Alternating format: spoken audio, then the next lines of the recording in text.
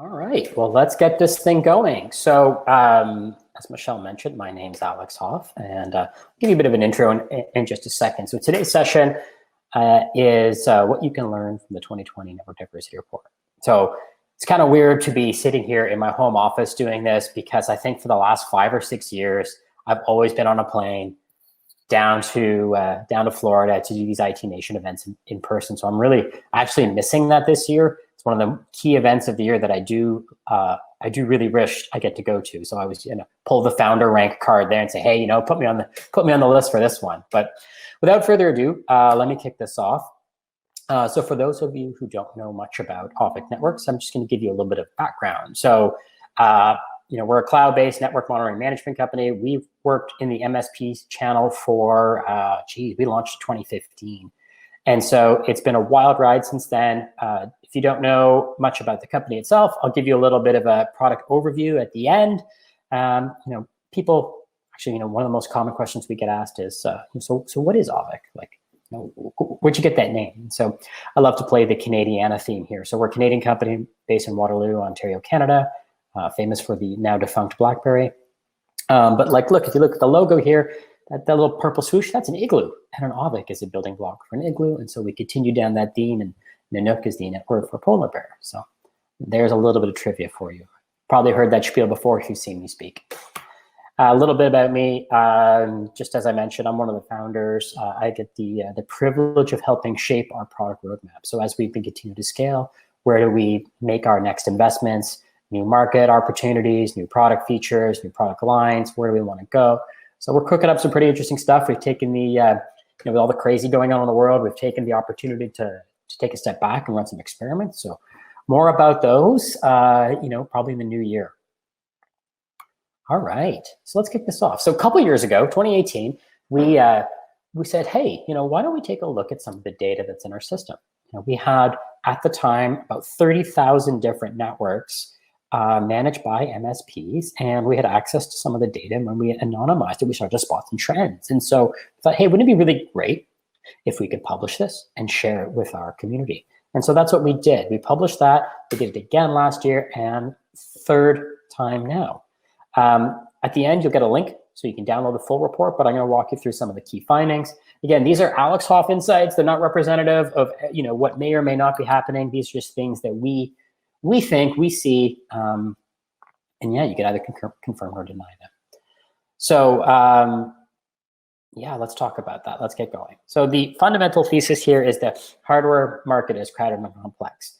I would have bet money years ago. Actually, I think I did. I think I made a gentleman's agreement with Mark, my co-founder, that the MSPs would be spending a lot of energy to consolidate the number of vendors that they manage in the network. And we'll talk about that. But we made some predictions. I don't think many of them came true. And we'll continue to talk about that. So why is, what's the problem with the hardware market being crowded and complex? Well, largely it's the enemy of efficiency. If you think about this, we have so many vendors, 368 vendors that we've discovered across the install base. Some are as old and dated as 3Com and Nortel. I remember those when I was in high school, so that does date me a little bit. But this year we discovered 26 new ones, 14 new switch vendors, 13 new router vendors, a couple new firewalls. But this is the killer for the mean time to resolution challenge with MSPs, right? When you get a ticket and you're trying to solve an issue, let's say there's a VoIP problem. I'm simplifying it.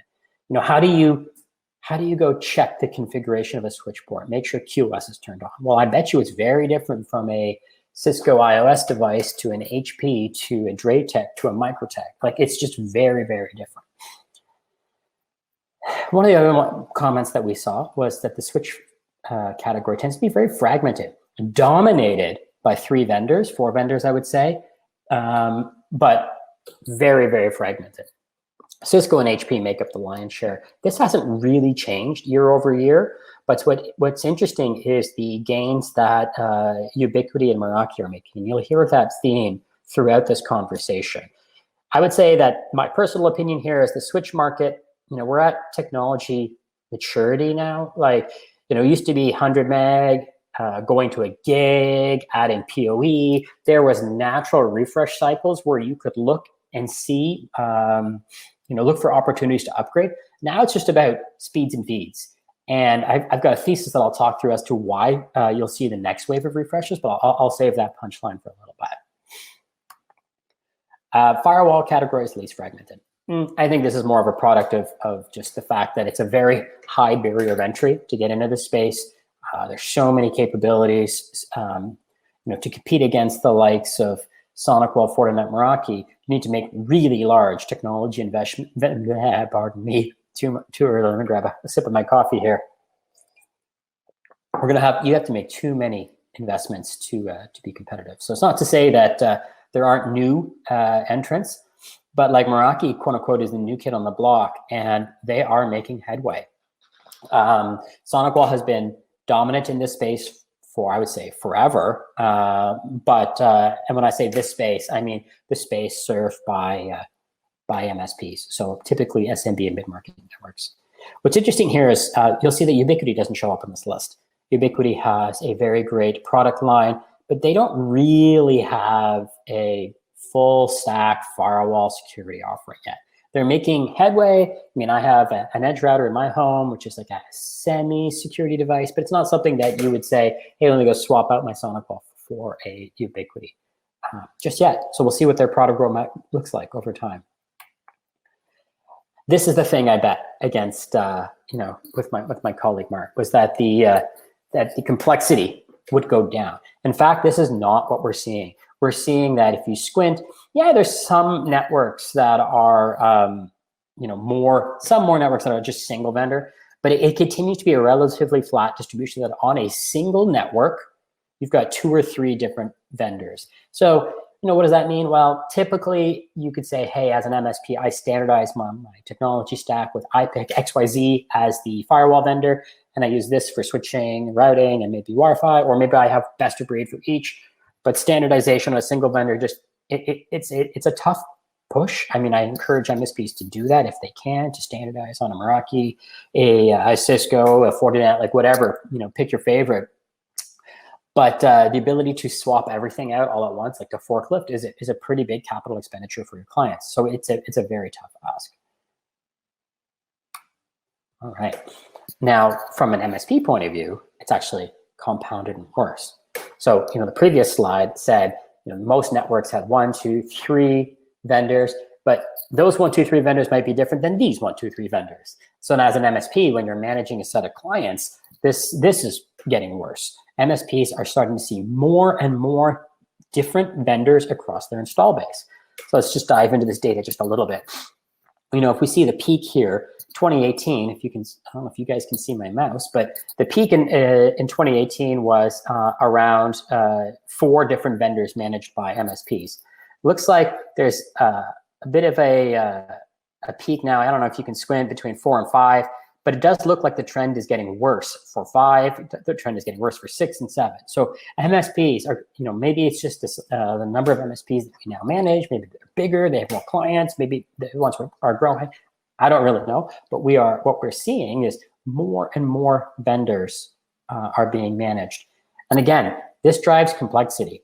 Go back to my example of checking for QoS, or even just resetting a password, something super simple. That means that you still have to document and all the different procedures to ensure that your techs aren't spending wasted time Googling on how to reset a password.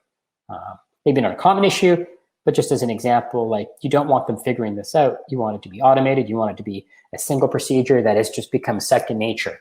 And so that's why this is such an important thing, is that it affects your team's ability. Like you want to take your issues, your network issues, and you want to not have them go to your tier 3 tech. You want to have your tier 1 try and resolve an issue. And if that involves making a change on the network, you want to make sure that it's easily documented. And the best way to easily document it is to reduce the surface area of the problem, which means 1 or 2 vendors would make it a lot easier. Again, that's not the reality. The data suggests that nearly 2/3 of all MSPs are managing 5 or more network vendors. And it actually gets worse with the size of the MSP. I guess that doesn't really, that sort of computes, right? If I'm a larger MSP, I probably have more clients. I'm constantly onboarding new clients, and so I haven't standardized them yet. So the large MSP manages roughly 15. That's the median there. That's a gross number. Let's be very clear, right? Some of that, again, will be swapped out with aging gear as part of an onboarding program. You bring in a client, you move it all out. But this problem sucks. Let's just be very clear. And so as you're thinking about scaling your business, what are one of the takeaways here? Again, I've said this every year. Think about standardization. What is the technology stack that you want to standardize on? How much intestinal fortitude do you have to go to your client to say, hey, look, it's super great that you use this as your technology stack, but we use X, we use Y. We're going to build you a plan to move you over here. Because if you want to be a client of our services, we need to make sure that we can deliver an awesome quality of service. And to do that, we need to understand what your network looks like. We can't just be thrown into any IT environment and expect to do a great job. We need to have training, certifications, etc. So, there is a story here. It does make sense. All right. So again, I mentioned this at the beginning, the preamble here that, the rise of distributed work is affecting network trends. I'm at home. I'm on my work laptop, on my home network, connected to this platform to share this content today. I'm not in person, which is a very big change. But this theme about distributed work it's here to stay. And that's going to have some impacts on not only the office environment, the home environment. We don't have a lot of visibility into the home environment. But one anecdote I can share is actually when we were doing this report, we looked at, we're primarily looking at the network elements, but what we saw was a big drop in the number of endpoints, PCs and server on the network, because people are working remote. They're distributed. There's way less mobile phones on the network. But I think one thing that we heard when we talked to our partners about this was that access points continue to dominate the landscape, right? Ubiquiti is up to number one. Hey, I've got a Ubiquiti access point right over there. It's great equipment for the value. I would say their focus has been delivering enterprise grade features at an affordable price. That's just their thing. Second place, Meraki. Again, huge growth in Meraki over the years. When Cisco made this acquisition for $1 billion, I think it was like 7 or 8 years ago, people thought they were crazy. But here they are. They're one of the leaders now in the space, which is quite amazing. And what's interesting about Meraki is they are a very premium product. When I hear commentary from partners and customers about, hey, why did you choose X? Why did you choose Y? Why did you choose Meraki? Largely, they love the cloud management. They love the quality of the product, the consistency of experience, but it comes at a cost premium.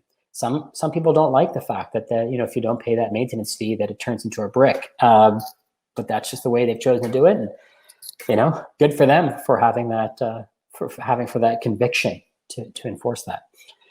The third vendor on here is Aruba. Aruba's been in this space forever, and I would say I'm no wireless expert. There's probably way more people out in the world that are qualified to answer this. But when I look at Aruba and I say, hey, why do we see so much of Aruba in the MSP channel and install base?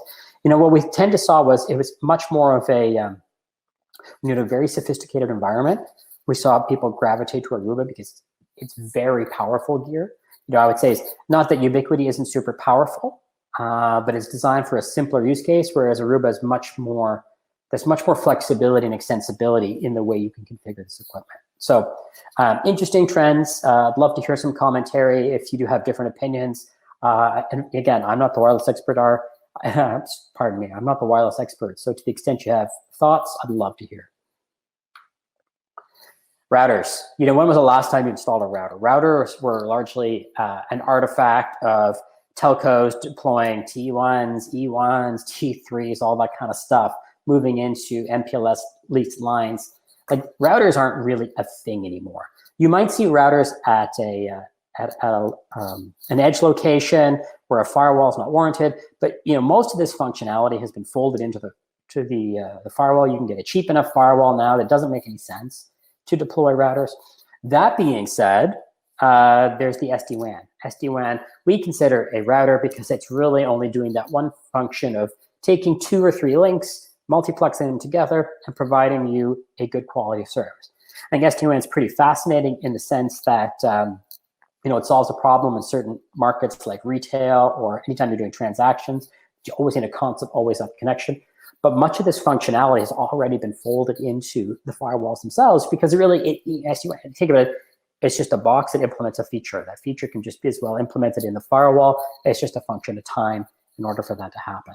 Again, my opinion here is this, we'll probably stop covering this market as much over time, because this is really a piece of functionality going forward. All right, so I said I had a thesis at the beginning of this presentation, and here's what it is: that the user experience is the most important thing that is driving buying behavior. And why? Well, let's take a look at this, right? Many of you are CLI command line jockeys, just like me, growing up, sitting in data centers and labs, the cold air blasting on you, trying to figure out what the command is. Hell, I didn't have my my mobile phone back in the day, so I couldn't even Google it. I would have to figure it out just through trial and error to try and configure these devices. Gone are those days. Now they still exist. There's still some great stuff. Command line actually represents, I think, it's still a very favorable way when you're trying to troubleshoot something and it doesn't have great connectivity to the internet. I think it's a great backdoor to be able to figure things out and troubleshoot. But the user experience that Meraki has focused on, that Ubiquiti focus on, is making it really easy to focus on what matters, right? Not about figuring out the syntax to try and get it to do what you want, but rather just point, click, go. That is a much more favorable outcome. And so I think, to me, people are willing to make the investments to move towards this user experience. I'm singling out Meraki and Ubiquiti. Fortinet's are the same. SonicWall has a great experience. I just think in general, you're seeing the shift towards the software element as opposed to the hardware side. Again, the hardware side has gotten more mature. With 802.11 AC Wave 2, at what point is it good enough, right? You're going to have the high density environments where it's super complicated, but do I need more than a gigabit of throughput on my Wi-Fi at home? Probably not. Like, my internet's probably only 100 megs, so like, what does it really matter? And so, there's the fastest growing vendors tend to focus on this. So, my thesis, whether it's right or wrong, you can kind of see it in Meraki Ubiquiti. So that's that. All right. So I kind of talked about the different trends that you see. Now, we have seen so many different vendors. We talked about the 360 some odd vendors that we've found from the network side, but there's over 700 different devices that we've seen in our install base.